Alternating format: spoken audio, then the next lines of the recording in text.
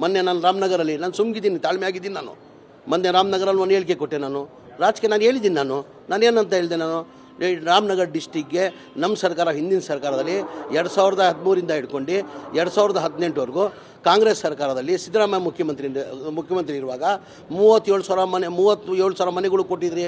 ನೀವು ಕುಮಾರಸ್ವಾಮಿಯವರು ಮುಖ್ಯಮಂತ್ರಿ ಆದರು 2018ಇಂದ 2019ವರೆಗೂ ಮುಖ್ಯಮಂತ್ರಿ ಆಗಿದ್ರಿ.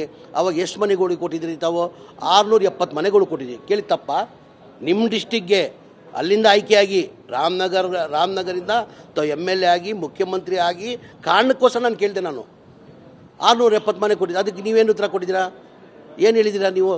ಅದಾದಮೇಲೆ ಅವನು ಹೇಳೋಕ್ಕೆ ಅವನು ಕೇಳೋಕ್ಕೆ 1 ಬಸ್ಗೆ 2 ನಂಬರ್ ಹಾಕಿ ಓಡಿಸೋನು ಅಂತ.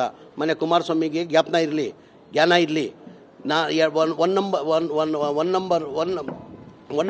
ಒನ್ ಬಸ್ಗೆ 2 ನಂಬರ್ ಹಾಕೊಂಡು ಓಡಿಸಿದ್ರಿ ಅಂತ ತಾವು ಹೇಳ್ತಾ ಇದ್ದೀರಲ್ಲ, ಅದು ನಂದಲ್ಲ. ಆಯ್ತಪ್ಪ, ಹಂಗಾಗಿ ಓಡಿಸಿದ್ದಕ್ಕೆ 2017ವರೆಗೂ ನೀವೇನಿಗೆ ಇಟ್ಕೊಂಡಿದ್ರಿ? ಗೊತ್ತಿರಲಿಲ್ಲ ಅವಾಗ. ಇದಾಗಿರೋದು 2002ರಲ್ಲಿ. ನಂದಿಲ್ಲ ಅದು. ಕೋರ್ಟಿಂದ ಕ್ಲೀನ್ ಚೀಟ್ ತೊಗೊಂಡಿದ್ದೀನಿ ನಾನು. ಕೋರ್ಟಿಂದ ಕ್ಲೀನ್ ಚೀಟ್ ತೊಗೊಂಡು ಬಿ ರಿಪೋರ್ಟ್ ಆಗಿದ್ದಾರೆ.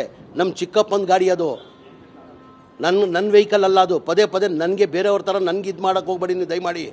ನಿಮ್ಮಂಗೆ ಯಾವ ಇಲ್ಲಿಗಲ್ ಕೆಲಸ ನಾನು ಮಾಡಿಲ್ಲ. ಕಾನೂನು ಬಿಟ್ಟು ಕೆಲಸ ಮಾಡಿರೋದು ನೀವು. 1 ಬಸ್ಗೆ 2 ನಂಬರ್ ಹಾಕಿದ್ದಾನೆ. ನೀವೇನು ಮಾಡಿದ್ದೀರಾ? ಹೇಳ ಬಾಯಿ ಬಿಟ್ಟು.